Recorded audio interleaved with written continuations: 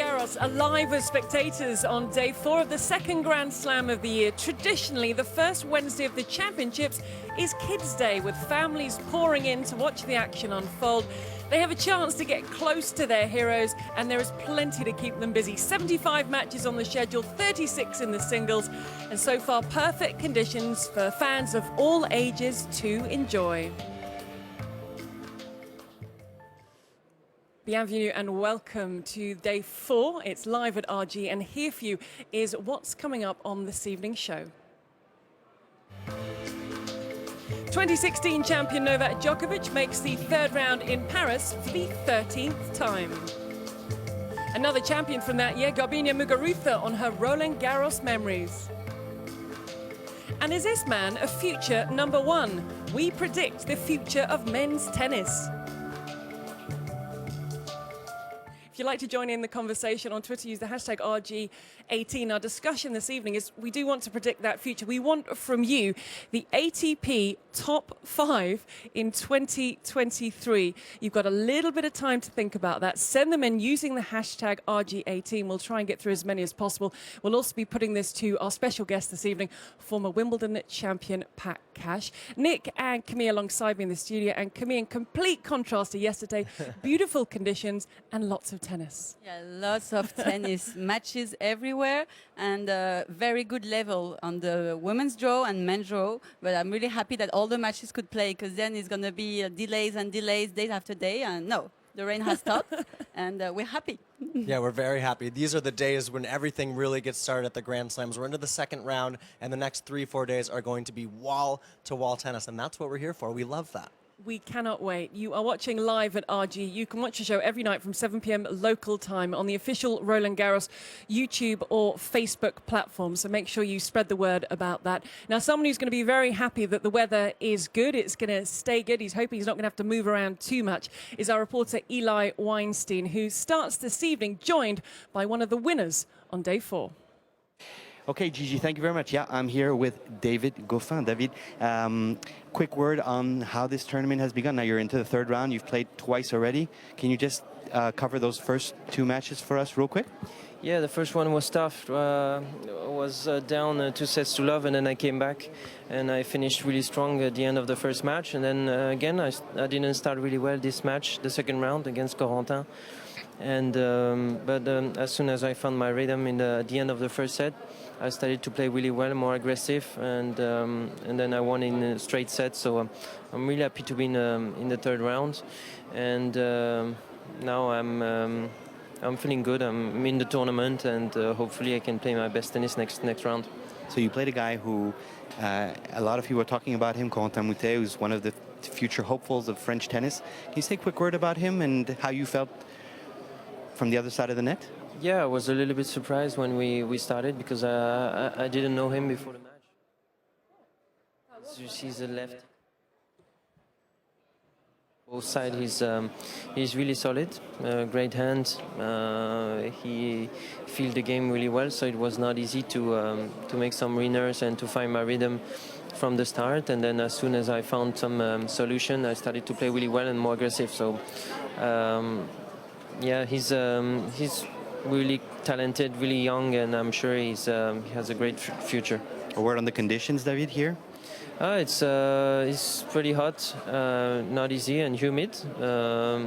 Different conditions as last year, I think, but yeah, I'm feeling great. It can rain also every year, but we will see for the moment. Are you used to that from Belgium, right? Yeah, of course. I remember 2 years ago it was raining every day, so it was tough, but for the moment it's beautiful weather, so hopefully it can keep going like that, and we will see if the sun is shining until the end. And one last question. You might play Gaël Monfils in the next round. You're going from another Frenchman to another Frenchman in Paris, playing Frenchman. Is it tough, or does it not make a difference? It's always tough, and especially against Gaël. You always have a full house stadium behind him, so it will be tough to play against him. Tough atmosphere, but we will see. I'm feeling great, and even if he's playing his best tennis always in this tournament, it's going to be a tough match, but I will try to enjoy and play my best tennis and try to win. Okay, thanks a lot. Best of luck to you. Thank you. Thank you. 8 seed David Goffin, who was through to the third round. Still matches aplenty to play this evening. One match has just gone on to court 18, and this is a match that many people are tipping as their match of the day because it involves Dominic Thiem, one of a bunch of few players, Camille, that people say can challenge, could get under the skin of Rafa Nadal against a young pretender in Stefanos Tsitsipas. Yeah, it's a great match today because they're both young. Tsitsipas even younger, but we kind of we're expecting something from Tsitsipas. Even Dominic Thiem on clay is just amazing. He practiced a lot. We talked about that before, and he's ready physically. So it's gonna be a huge match, huge fight today. Yeah, no seat is left unoccupied on court 18. Really, the match of the day everyone's been looking forward to. I want to see the battle of the one-handed backhands, and this could be a future matchup that we're watching for day in and day out at the top level of tennis. So we're thinking this could be the match of the day, but the good news is a number of others have been completed. We're going to run through a few of them, and maybe one of these stands out as the match for you. And we will begin with world number one and two-time finalist Simona Halep. Now, it was a slow start for Halep, who did admit after the match to suffering from nerves early on, but she was happy with how she was able to turn things around and Camille book her place in round two. Yeah, it's great for Simona. She can definitely go through the final here, but she has to struggle with her nerves. She knows that, and it's good that she's aware of it so that she can work on it with her staff in order to go further in this tournament. No such nerves for former champion Novak Djokovic, coming through a tight test, a good test from 21-year-old Jaume Munar of Spain. Novak moves through, and he's going to take on Roberto Bautista Agut in the third round, who he is 6-1 against. Straightforward for world number 4 in Rome winner Alina Svitolina. She brought that Rome form here to Paris. She's a former Roland-Garros junior champion, and she's looking to better her quarterfinal showing from last year. And the way she's playing at the moment, you would not bet against it. No, I don't think anyone should bet against Alina Svitolina right now, nor would most people bet against David Goffin, the number 8 seed. We just heard from him feeling good about this win today. He dropped the first 2 sets against Robin Haase in the first round. This is 6 sets in a row, and he's looked very good. Could we get a 4th round match between himself and Novak Djokovic? And Camille, what a confidence boost for the second seed and world number 3 Sasha Zverev to come through in 5 sets against Dusan Lajovic. Yeah, he had such a bad draw playing Lajovic at the beginning of this tournament, and he struggled, but for him it's going to be a great sign of confidence because Lajovic played very good, he's very powerful, and she made it, and it's going to give him confidence, definitely. He could be even more dangerous, Sasha Zverev, moving forward. It was a dangerous foe for Kei Nishikori, who came through 273 points played against Benoit Paire, who hit 49 winners against Kei Nishikori. Next up for Kei, another Frenchman, Gilles Simon. Yeah, a lot of French guys, but on clay court. I mean, Nishikori likes hard court, but he did it well. He didn't move that well, but in the end, he just managed to, to fight against Benoit, who's a kind of a special player. No Frenchman in our next match. We have a Bulgarian against an American. It's the Bulgarian who comes out on top over 4 hours on court. Grigor Dimitrov coming through against Jared Donaldson. Absolute delight at the end. It's Camille. We're waiting for the celebration at the end, Yeah, which I was love huge. the celebration. Look at that. We're still trying to figure out the kissing the knee. I love that. It's a new one, and I love it. Thanks, Grigor. I would love to know the story behind that, and what a story it's been for Petra Kvitova, coming back here a year ago, but she looked in form today against Laura Aurua Barrena. Coming through, Petra did against Sepid Roig, 7-5 in the third set. Next up for her, Annette Kontaveit, a player that a lot of people feel will be dangerous for Petra Kvitova, but a nice win for her today, Camille. Yeah, nice. She was too powerful for the Spanish girl, and I think she's coming with a lot of confidence, winning 2 tournaments in a row, and she needs confidence, definitely. I think it's something like 15 matches in a row for Petra, so pretty good there. And I want to pick out another couple of Frenchmen for you here, Camille. Yeah, Jeremy Chardy, it was the great carried win. over match against Thomas Berdych, and Julien Benneteau doing his lap of honor of the tennis circuit. Yeah, and those 2 matches was top yesterday, and I think they reacted well this morning, coming back on court and having great win. And also Pablo Carreno Busta is there. He struggled a little bit, but then in the end, I mean, all those guys played good today and focusing.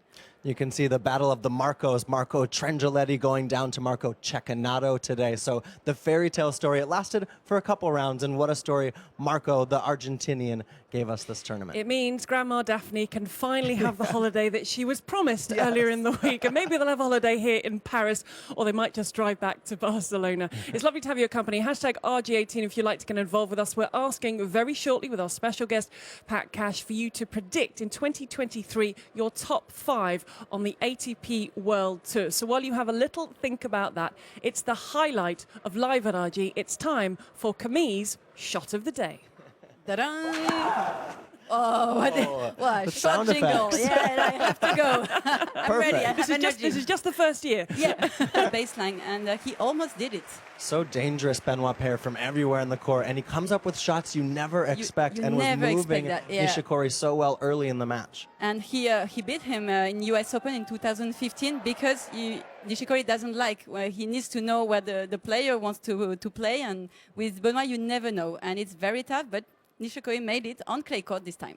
We've got a set to bring you because Caroline Wozniacki, the second seed, out on Philippe Chatrier, maybe a little bit later than she expected, but the Dane is out, Camille, and she's in control of this contest. I think we don't talk too much about Wozniacki, but she's feeling ready physically, and she needs to. She has a game. She needs to be fit. She needs to move well, and she's winning quite easily. And for her mind, is going to be important for the future match she's going to play.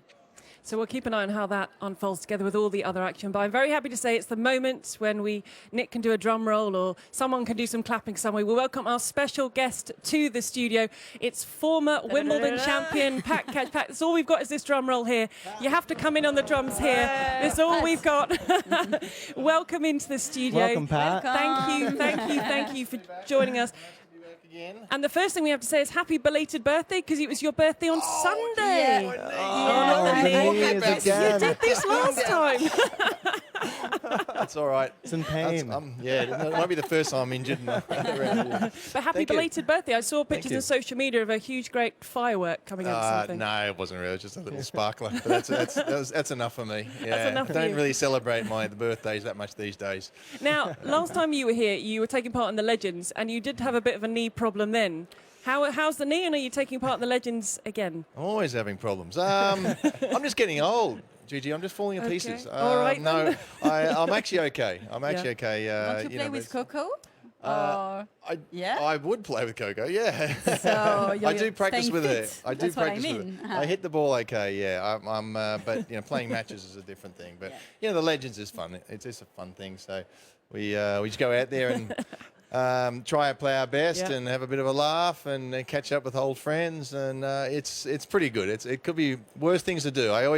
I'm the first one to say yes whenever I get invited. I never really did particularly well here at the tournament on the tour, so I was very happy to come back and play whenever I can. And as Camille touched on, working with Coco, the coach of Coco van der Weijs, sadly lost in the doubles day, but a really good win in the singles. She played Laura Sigmund, who's very tricky on the clay, and we were happy with a straight sets win. Today was a bit disappointing in the doubles. I don't know how they managed to lose that, but they did it somehow. Look, Coco's, the thing that's I'm impressed about Coco is she's always improving, and that's the thing that we say. When we're not improving, we're not working on stuff, and we're working on stuff today, and we're working on stuff tomorrow, and it doesn't matter if it's the French Open or if it's Wimbledon or if it's a Fed Cup, unless you're still trying to improve and get better. It's a great mentality, because sometimes you want to win like the next day and you don't think about later. So that's pretty good. So, we were disappointed today. I really did think her and Barty had a chance of winning the title here, but they didn't put it together, and that's what happens. You don't have a good day, but we set a few things aside. We said, okay, we've got to do A and B better today than you did in your singles, and she did them really well. So I walked off the court, and she was. Neither of us were very happy about it, but I said, look, our goal was to work on these things, and you did it. So, let's try and put it all together and get it working. Are you a good watcher from the side? I've quite enjoyed when you've come on court during the tour and outside the grandstands, and you have the little coaching chats. But are you a good watcher from the side? No, not really. It's quite painful at times, I got to be honest. you know, it's tough being a coach. I don't really like going on the court during the the WTA tour and talking, but sometimes it's beneficial. Not often, actually, to be perfectly honest. It's usually you're called upon, or the coaches are called upon when the player's frustrated, and I like to sort of think that Coco can think her way through a lot of these things, and I can't get out there now in the big ones. You know, I can't in the Grand Slam. So, but that's part of it. I think. You know, part of a coach is trying to work out when you help somebody and when you say, "Hey, you're on your own today." And it's good to think by yourself as a player. If you're always rely on the coach, when you're alone on court, even if he comes 1 minute per set, if you feel bad and without confidence, it won't change. So you have to find the solutions by yourself. And sometimes, they rely too much on the coach. Yeah, I don't like the idea. Tennis is a single sport. You're playing doubles, of course. You've got your partner to talk to, but it's an individual gladiator sport.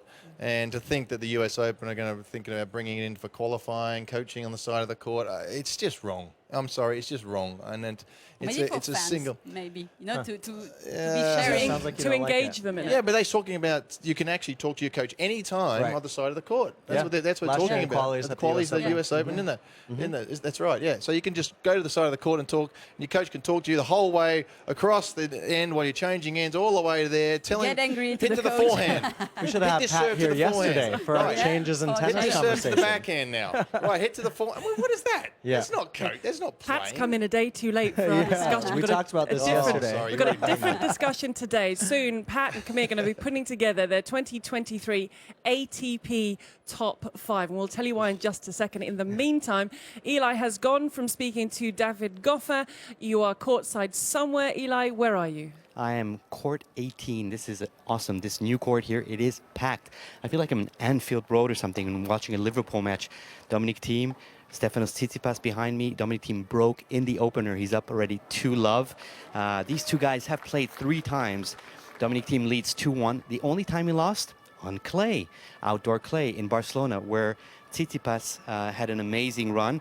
He beat, along the way, Schwartzman, Ramos Viñolas' team, Carreño Busta, and then got drilled by Rafa Nadal, as many people do. Dominic Thiem, he made the semifinals here, remember, last year, and guess what? He also got drilled by Rafa Nadal, so they have that in common, as a lot of people have in common against Rafa on clay. One interesting little fact about Stefanos Tsitsipas, he could be the first Greek man to make it to the 3rd round of a Grand Slam since 1969. And in 1969, and I'm going to have to look at my notes for this one, it was Mr. Kalogeropoulos, or I'm not sure that was pronounced well, but still, Stefanos Tsitsipas, definitely a brand new hope for Greek tennis in the men's side. And this is going to be an amazing match for the next 3-4 hours. Hopefully the crowd is here. This is great. This is Roland-Garros. Yep, and then the sun is shining. As you say, there is not a seat to be had. So enjoy that one, Eli. But I suspect Eli will be on his travels and he'll be popping up somewhere else later in the show. For us, it is discussion time. We are predicting the future of men's tennis. We're predicting the top 5. And this came about because of an article that was published in L'Equipe in 2013. And Nick, we were talking about this and we were looking at the top 10 they produced. And we thought this is definitely something worth talking about. Well, it was brave by L'Equipe back in 2013 to put out this article, and we can go ahead and look at their top 10. This was them in 2013 predicting the top 10 today in 2018. Jack Sock at 10. Then you go to Jerzy Janowicz, Ernest Gulbis, Bernard Tomic, Kei Nishikori, Novak Djokovic, Milos Raonic, Andy Murray at number 3, Benoit Paire at number 2, and Grigor Dimitrov. So we've got some familiar names there, but also some... No Roger, no Rafa. Come on. That is quite the surprising list, and there's a few players, Camille, there that jump out of us. Someone like Bernard Tomic, Jerzy Janowicz. They're not even in the top 150 right now. Yeah, it's interesting, isn't it? Well, I don't think anybody predicted that Rafa and Roger would still be up there. So I'll give them that one. But yeah, look, Jack Sock's been edging up there. I suppose the odd one out there really is Benoit Paire. He does kind of stand out. Yeah. Well, they really should talk to a tennis coach before and say, listen, look at his forehand. It's never going to hold up You know, it's going to be patchy his whole career, and he'll be flashy. So that might be a good idea. They talk to somebody who knows a bit about technique before they go and make a decision on I these will things. say at that point in Benoit Paire's career, he had continued to go up. He was 25th in the world in June 2013. Yeah. He had gone up in the rankings up to that week. 25 to 2, though, is a big leap. There's no denying his talent, though. I mean, he is phenomenal.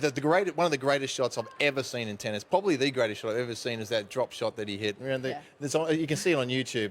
Then when he's tearing in and hits a drop shot, it goes up in front of his face and dribbles over the net as he's chasing a drop shot and bounces back into the net or over the net. It was phenomenal. He is absolutely one to watch. But Bernard Tomic, of course, is what we should do is give L'Equipe a right of reply. Sure. And wonderfully, the gentleman who put that top 10 together, or who wrote the piece, Julien Rebelot, is here at Roland-Garros. And here is what he had to say about putting this list together. The start point was, at that moment, we had Janowicz and Perg playing so well and the best tennis of their life, and so we were asking ourselves, would we be able to imagine what will happen for 5 years from here? We made it like in 10 minutes, just for fun, and we wrote it was for fun. If you remember well, in 2013, we were thinking that Janowicz was the exact profile of the player of the future. He was a tall guy, moving well, very good shot maker, but it's like he is a little bit crazy, and he got injured also. But he was like model at that time. And Tony Nadal was saying this. Janowicz may be a big threat. Well, it wasn't. No, he's currently not a big threat, we should say. But I agree with him. Jerzy Janowicz is an unbelievable talent. He's fast, he's unbelievably powerful. He's just had a really bad run with injuries. I mean, shocking run. And but that's what you can't factor in. You don't know that many. So, Pat, if I asked you for your top 5 to 1 in 2023, how would it look? Who would be in there, not there? You know, I don't think this list is that far off. There's a couple of weird ones there. There's a few good ones over here. Look, I've got Shapovalov. Okay. I think no doubts about that. We've got Thiem, we've got Zverev. Tsitsipas, actually, I think he's a real talent. I think he'll continue to improve. Let's just say that these guys aren't going to get injured. What about Nick Kyrgios or Kokkinakis?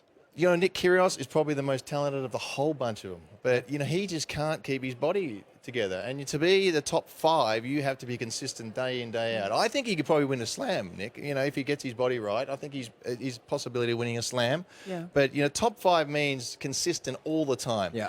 So you tend to have the guys that want to play a lot of matches. Dominic Thiem. And like Dominic Thiem, loves to play. Tsitsipas doesn't mind playing. I don't know where Grigor Dimitrov is. I put him sort of down the bottom. He's going to be probably 30 by then, isn't he? I don't know. Maybe he'd be pushing. You know, it could be. But I'm not so sure. Chung, I think is. I like Pui. Pui, I think he's an unbelievably talented player. Thank you. But I put him in top 5. Yeah, no, he's but I like this one you put here. One of the Russians is going to come because they work hard. Kachanov or Rublev. Yeah. One of the Russians, they work hard. They play week in, week out. Almost, I think, play too much. Yeah. But one of those guys, Kachanov would be the obvious one at the moment. I think he'll be up in the top 10. And you know, I'd like to think that Nick Kyrgios would be there and thereabouts as well. But you know, if he can hold his body together, it'd be really interesting to have a look back. I don't think we'll be that far off, but I think we'll say, got injured. We're going to keep these. Oh, who knows what's going to happen? Package these all together and keep them and whip them out in 2023. Camille, how will your top 5 look in 2023? Actually, I put Pui number 5. Okay. Because I believe he can improve a lot, and he's already top 20. And for me, he can just he has to improve a lot in different part of his game. So he has a lot of things in front of him. Yeah. Then Pablo Carreño Busta, because he's so consistent, as you said, he's there on every tournament. Grigor Dimitrov, because he's already very, very good, and he's young. He's still young, even if we were expecting him before. But now he starts to play his best. And of course, Thiem and Zverev, because for me they just played so good so early, and now they're working a lot, as you said. There's a hard worker, Dominic Thiem. He just practices for later to be fit and to keep going. And Zverev the same, talented. Pat, how was that top 5 for Yeah, you? good. Pretty good one. You know what? I think the one who's going to be creeping in around about then is Kyle Edmund as well. I really do think he's got a big game, massive forehand, big serve, very good athlete. His backhand is gone from a weakness, not to a strength, but to a very solid shot. So I think he'll be there and thereabouts. Certainly top 10. What about the young American players? What about the likes of Francis Tiafoe? We saw Jared Donaldson losing. I don't know. Donaldson, he actually was on my list here. He's on my list. How long is your list, Pat? Wasn't that 8 people? I wasn't sure how old Nishikori was. I've got the top 100 down here. They'll definitely be. I think, too, the American boys have all been trying to push each other. Tiafoe, Fritz, Jared Donaldson, but no one's really been able to make that push. So if one of them will break through right now, it's felt like Donaldson, but we're not sure who that is going to be. If you'd like to have your say, hashtag RG18, keep sending in. Well, like, Pat, if you send in your top hundreds, it's just going to take a while, especially it's going to be an awful few tweets. So they're still discussing their top 5s. If you'd like to send us your top 5 or your top 10, then please do so. As I say, maybe not Pat's top 100. Now, we're going to hear from a young lady. She's the 2016 champion at Roland-Garros. This was her maiden Grand Slam title. It's Garbiñe Muguruza, and she's been reminiscing to us about her Roland-Garros memories. You know, when I was a little girl, we always trained like, okay, imagine you're in the final. You're in this point is a championship point when you were training and stuff like that. So yeah, for sure, this tournament is very important for me. I came in juniors, and it's the only Grand Slam junior I've ever played. And I remember I went to the qualifying, and I passed the quali, and then it was huge to be here and to see all the players and be part of the tournament being so young. It's like the reference tournament, kind of, because when I was little, I always dreamed about this tournament. I always play in clay. I've seen all the Spanish people play good. I've won it. It's the first Grand. You know, it's all these things that make it, you know, like the coolest tournament. Honestly, 2016, where's 2016? Who cares now? You know, it's 2018. Who's going to win it? Of course, I remember. I feel good. I love the tournament, but what now? Let's see what happens this year. I have the baby trophy in my house already, but I want another one. Where is it that you have to go every time you come to Paris? Honestly, with the restaurants, I feel in every corner there's a very beautiful brasserie or cafe that you eat very good. So it's not really about the restaurant, it's about the gigantic city. You know, I always want to go to Versailles. I never had the chance to go. I never went up to the Tower Eiffel. I think you have to. Come on. But there's always, I mean, I never find the right moment, you know, but I have to. It's on my bucket list. Okay, so Garbiñe Muguruza has to go up the Eiffel Tower. At least once. That's on camera. Yes.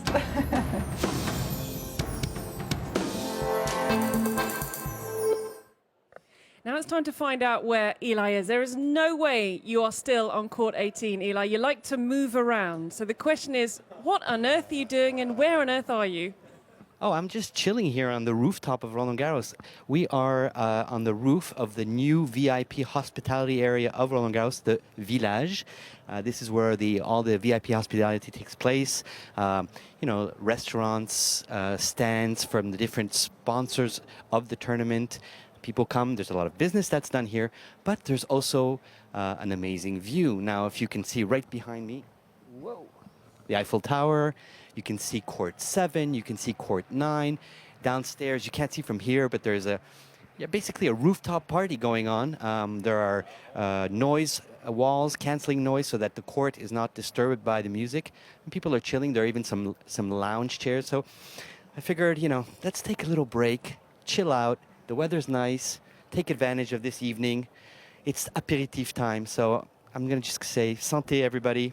Have a nice evening and just enjoy Roland-Garros, really. Okay, so that's the end of the tennis for Eli for this evening. I think he's enjoying the week. I love the noise-cancelling walls, so people on court aren't disturbed. Because the example for me is Monte Carlo. Wasn't it the year when Stan Wawrinka complained that everyone in hospitality was clinking the cutlery too much and he was getting disturbed? Oh, that happened, isn't it?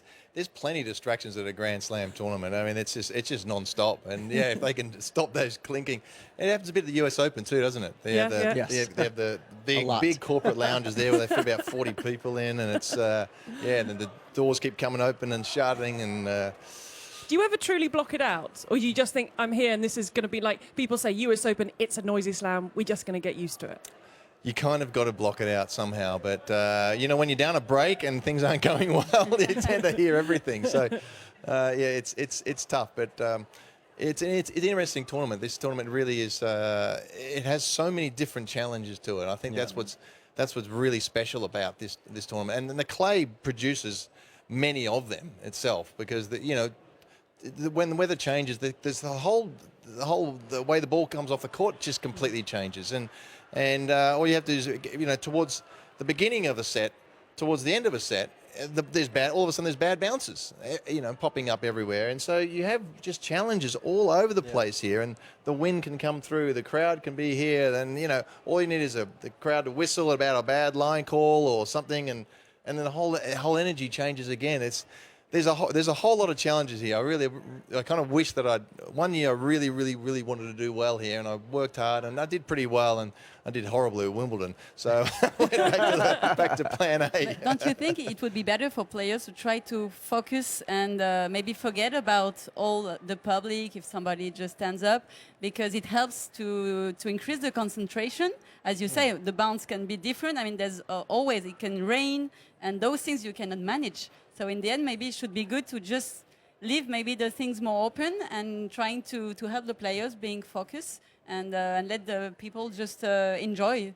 I don't know what other sports. We need a rules debate number 2. Yeah, second sorry. episode, right? Okay, that could be a discussion. That's our next That could be a discussion for another night. Time, sadly, is against us. Pat, thank you very much for joining us. Yeah, very welcome. A happy belated birthday Yeah, once thank again. you. Good luck in the Legends if you play, and good luck to Coco in the singles. Thank you. That's more important. I think Thank we you very covered much. everything. Thank you. Nice to see you The guys. schedule for the day is not out yet because we've still got plenty of tennis and matches to be completed. Go to Roland-Garros.com to find out. There's a few names there of players who will be in action. We're keeping our fingers crossed the weather will be good. But go to the website for all the news. Keep an eye on the Twitter feed. There's Instagram. There's Facebook. You can watch us nightly from 7 p.m. local time on YouTube and Facebook. But until next time, have a great rest of evening or morning if you're waking up wherever you are. Until next time, bye for now.